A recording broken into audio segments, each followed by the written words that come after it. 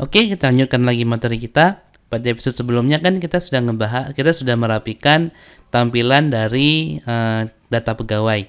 Nah, sekarang kita akan memperbaiki untuk formnya, ya. Di mana nanti seperti jenjang pendidikan, di sini bentuknya nanti elemennya akan kita gunakan adalah combo box, jabatan juga, terus jenjangnya juga, departemen dan bidang kita akan menggunakan combo box semuanya ya. Oke, nah sekarang silakan buka di tabel pegawai form. Terus selanjutnya jenis kelamin kita akan menjadikan dia sebagai combo box. Nah, untuk jenis kelamin, jadi di dokter kita juga dulu udah pernah buat ya. Nah, kita akan kopikan saja jenis kelamin dokter ini. Kita buka yang dokter, mana dokter? Oke, jenis kelamin saya copy saja. Jadi yang di jenis kelamin ini kita boleh enter ke bawah, soalnya nama fieldnya juga sama. Ini kita berikan komentar.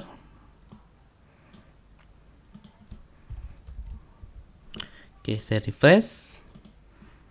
Nah, sekarang jadi drop down ya untuk jenis kelaminnya. Nah, selanjutnya ada tempat lahir dan tanggal lahir biarkan saja. Terus yang agama ini sudah benar. Ini yang dokter ya. Seharusnya yang pegawai, data pegawai mana dia? Nah, oke. Terus untuk jenjang pendidikan kita akan ambil dari tabel pendidikan, tabel jenjang pendidikan yang ini. Mana yang jenjang pendidikan? Terus kita akan ambil data dari tabel jenjang pendidikan. Echo CMB dinamis. Name-nya itu ID jenjang pendidikan dari tabel jenjang pendidikan, terus fieldnya itu jenjang pendidikan,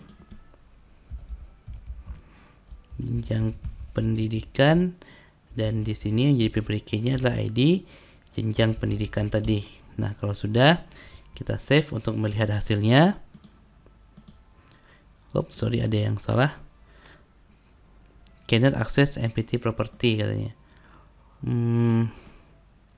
Nama elemen, nama tabel, nama field. Di sini ID jenjang pendidikan. Nah, ini adalah primary key-nya, ini adalah selected nantinya. Oke, saya refresh. Oke, sudah muncul ya. Nah, berarti yang di bawah kita boleh jadikan dia sebagai komentar. Anda mau hapus boleh, jadikan komentar juga silakan. Oke, tempat tanggal lahir biarkan saja. Nah, sekarang jabatan. Saya copy saja kayaknya ya. Nah, sekarang jabatan kita akan ambil dari tabel jabatan. Ini ID jabatan. Kita ambil dari tabel jabatan. Terus nama fieldnya kita lihat di tabel jabatan. Ada ID jabatan, nama jabatan,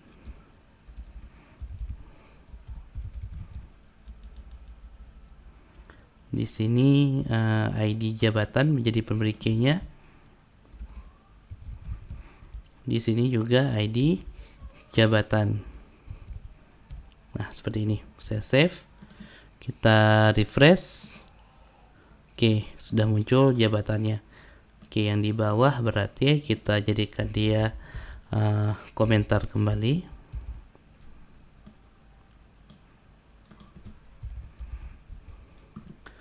Oke, Oke, selanjutnya jenjang.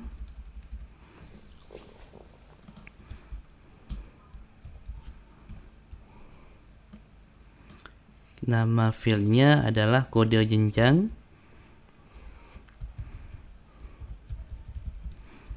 Terus dari tabel jenjang, fieldnya adalah nama jenjang nanti. Yang jadi primary key-nya adalah kode jenjang. Terus yang menjadi selected-nya nantinya adalah kode jenjang.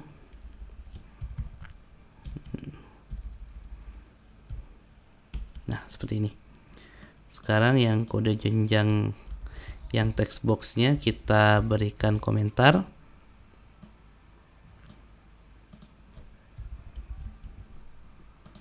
Kita refresh.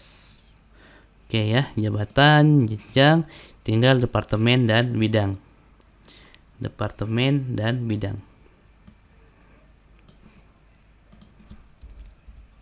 Oke, sekalian saja ya. Yang pertama adalah departemen dulu. Ini ID departemen. Nama elemennya ID departemen. Dari tabel departemen. Dari tabel departemen. Terus nama field yang ingin tampilkan adalah nama departemen. Yang jadi primary key-nya adalah ID departemen. Terus selected-nya nanti ID departemen. Nah, seperti ini. Yang di bawah kita berikan komentar saja.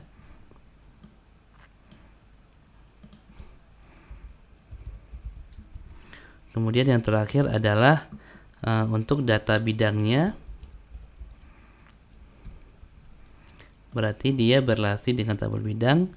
Di sini ID bidang, nama elemennya kita mengikuti yang di bawah ini. Terus dari tabel bidang, nama field yang ingin tampilkan adalah nama bidang. Terus di primary key-nya adalah ID bidang. Di sini jadi selected-nya juga ID bidang. Nah, seperti ini. Yang bawahnya kita jadikan komentar.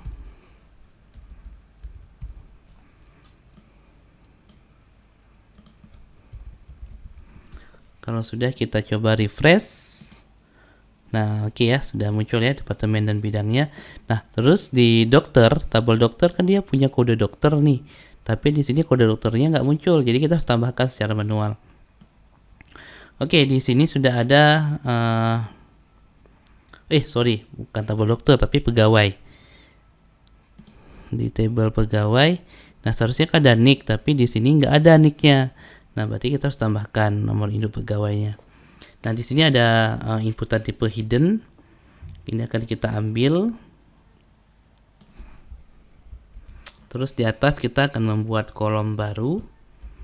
TR. Terus kita buat kolom. Kolom pertama nick, nomor induk karyawannya. TD. Kita masukkan inputan yang tadi. Nah, di sini input tipe hiddennya kita ganti menjadi text. Placeholdernya kita kasih nick. Terus kita kasih kelas si bootstrap, kelas form control. Nah, seperti ini. Kalau sudah, kita refresh. Oke, sudah ada sekarang ya. Nah, sekarang kita akan coba input data pegawai baru. Misalnya nicknya berapa? 1, 2, 3, 4, 5, 6, 7, 8 2. Namanya misalnya Jono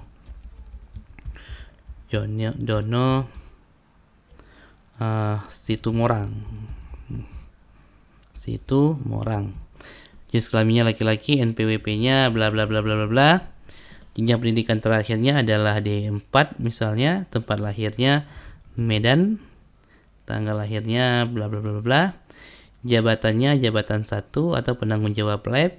jenjangnya jenjang 2, departemennya misalnya keuangan, bidangnya bidang 2. Ini misalnya ya, datanya masih belum benar. Oke, kalau sudah saya klik create. Nah, oke. Kalau misalnya semua datanya sudah muncul, berarti form yang sudah kita modifikasi itu sudah benar. Oke, sekarang kita akan coba edit Jono Situmorang SST misalnya ya. Oke, saya update. Nah, oke, datanya juga sudah berubah, berarti sudah berhasil. Nah, oke, berarti sampai tahap ini kita sudah berhasil melakukan modifikasi atau membuat CRUD untuk data pegawai, untuk kelola data pegawai. Saya rasa cukup sekian pada episode kali ini. Sampai jumpa di episode selanjutnya.